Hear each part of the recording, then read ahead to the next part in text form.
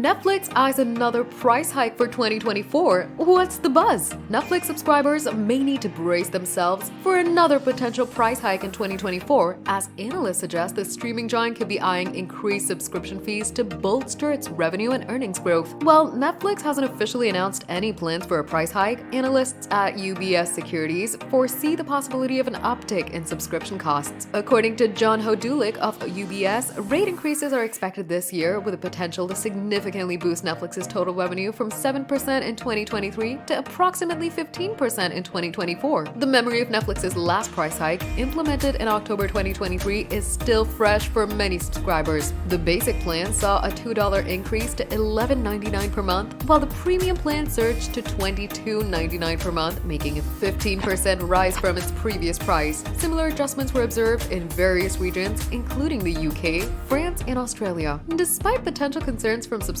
Netflix co-CEO Greg Peters indicated during a recent investor call that the previous price increases were well received and yielded better than expected results. Peters also mentioned the company's satisfaction with the outcomes of its password sharing crackdown, which had been viewed as an alternative to price increases. However, the question remains whether Netflix can sustain its dominance amidst mounting subscription costs. While the platform continues to offer an extensive library of popular content, including hit series and movies, concerns persist over its cancellation of beloved shows and ventures into less successful areas such as gaming. As Netflix contemplates future price adjustments, it faces the challenge of striking a delicate balance between revenue growth and subscriber satisfaction.